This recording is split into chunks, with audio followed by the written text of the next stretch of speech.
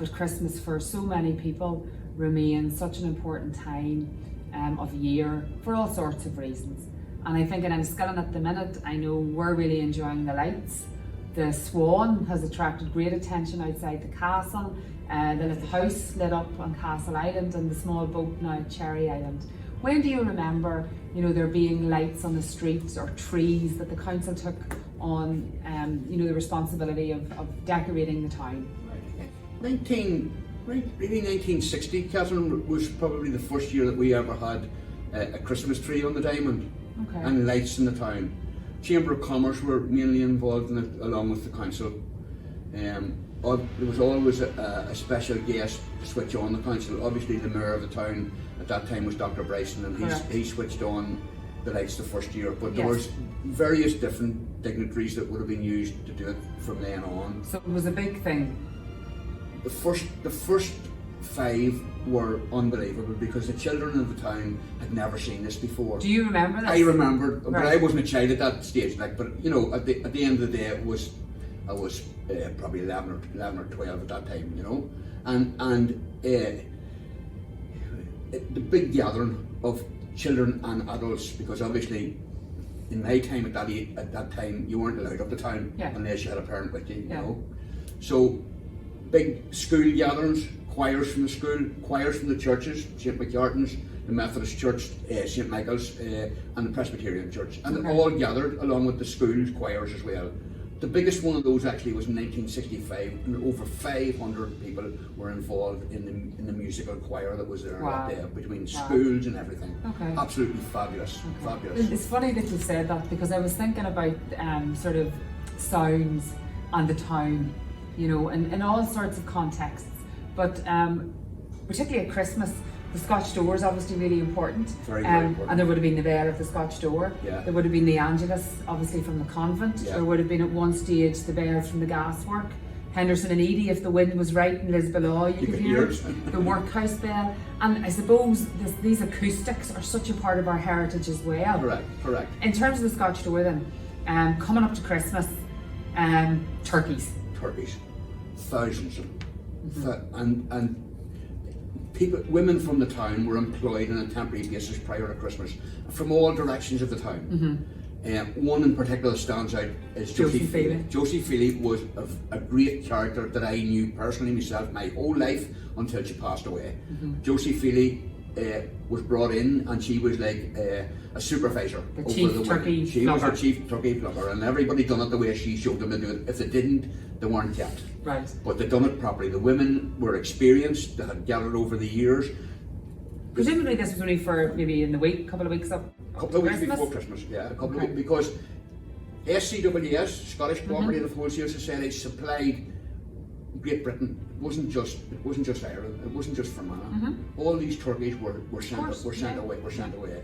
Remember that there was only 3 factories throughout Great Britain, and one of them was here in Enniskillen with us. I suppose then, when you think about it, as you say, money was tight, times were different, and a place close to my heart, obviously, as people will know in Enniskillen, is the workhouse. Yeah. And I know that there are accounts in the papers, and we have some in terms of our oral history here, of how on Christmas Day, even in the workhouse, there were attempts by the Board of Guardians there to make life, I was going to say normal, but to make life uncomfortable for who they still refer to as the inmates. Inmates. They call them inmates, is right, which wasn't a good term, but it's of the time. Yes, it is. Yes. But there would have always been a Board of Guardians meeting prior to the Christmas festivities, and they would have discussed various different menus that the inmates would have been having, and sometimes I tried to give them roast beef instead of boiled beef. Most of the beef was all boiled, which meant that it was easily eaten, and you didn't necessarily need a knife and fork. So the ambulance driver, who was a permanent fixture in it, and the ferryman were allowed special treats at Christmas time as well, like tea, like sugar, like roast beef. And again, it's amazing to think that tea, sugar, those absolute necessities that every house will have, as seen as a treat, The other thing that comes to mind is that in one of the reminiscences that I have gathered over the years in terms of the workhouse is that those inmates who did have a knife and a fork and a spoon carried their own knife and fork and spoon in a belt around their waist. Yes, so that they didn't lose them. So that they didn't lose or them. Or nobody took them. Yeah, and presumably the roast beef then would have been, they would have needed to cut it. Yes. So it's easier to boil it. Yes. Okay. But they also may not have had, depending on their circumstances, they may not have had a knife and fork. The other thing, just really, I suppose, to ask you is the man himself, Santa Claus. How big a thing was Santa Claus in Enniskillen? Did he arrive in town? I remember as a child going into Wellwards on the Diamond, and Santa Claus was on the left-hand side, beside where the ice cream was, in a chimney. And I loved going to see Santa Claus there. I remember Santa Claus as a child bringing me a buggy from a doll's house, a record player. Yeah. I remember then being gifted small singles that I put on the record player, and I know younger people are looking at this going, a record player, you know, as opposed to, you know, Spotify. It's a whole different sort of ball game now. But how big was Santa, and would he have arrived in town? Well, Santa arrived in town really from Wellwards opened. Okay. So we remember Wellwards on the Diamond. Yes. But the first place that Wellwards was in a little hallway in High Street. Just about where Nationwide was? Exactly where Nationwide. Not just about, exactly. Yes. Right? And it was a hallway. It was just like a narrow hall. Shelves on one side, shelves on the other. And Mr. Moore started it. Yeah. But he also started Santa Claus coming to town. Right. Santa Claus. Santa Claus is what I'm going to call him, right? He's a great man. He was a great man for the children. Hundreds of children would have gathered in the town to see Santa arriving. And sweets were never thrown out. Even if you only got one sweet, it was special. But if you got 2 or 3, you shared them with your friends, you didn't get any.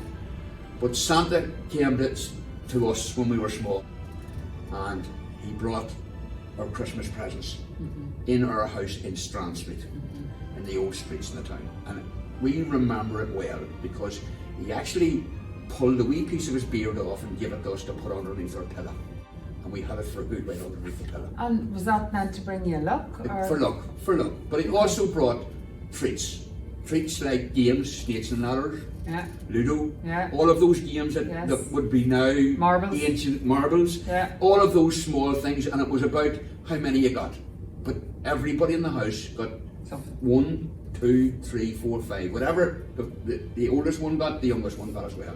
So it was about equal sharing and sharing out the goods that we got. Fruit, sweets, biscuits. Biscuits were a special treat as well. So today we get big boxes of chocolate biscuits. If you got 2 or 3 custard creams, whatever it was in the stock, and it was great. Fabulous time.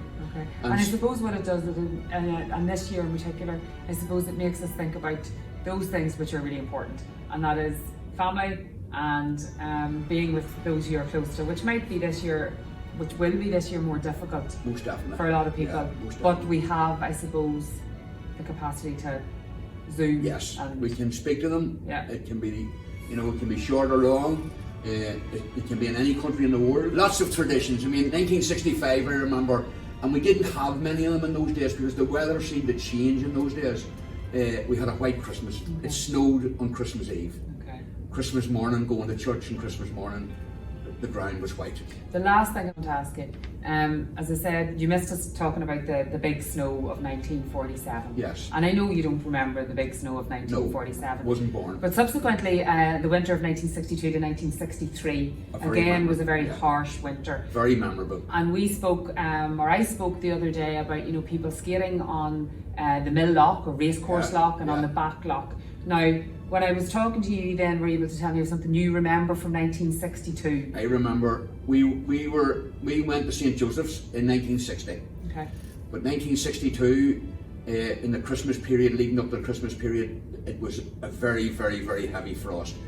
There was reported measurements of ice on the Mill Lock or Racecourse Lock and Loch Earn of 12 to 14 inches deep with ice. I remember, and he just passed away this year, a fella called Tony McAnulty, driving his mini car on the Mill Lake or the Racecourse Lake out in the middle of it. And round and round. How do you drive a car on ice? Well, he skated around it mostly. Right. But he got out there, right out to the middle of it, and done wheelies and whatever you want to call them out in the middle of it, and then drove it back in. What a chance to take. Yeah.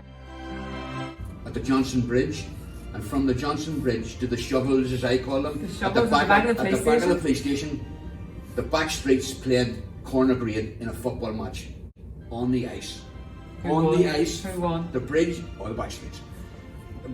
The bridge was 1 goal and the 2 shovels was the other goals at the bottom. There must have been about at least 30 children playing football. You could walk across from the shore at Strand Street.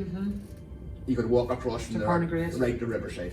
Okay, that's amazing. And we did. Amazing. Unbelievable. You didn't need the Johnson Bridge. No, but it was also dangerous. And it was also frowned upon by adults because many adults were shouting at us to come off them. Yeah.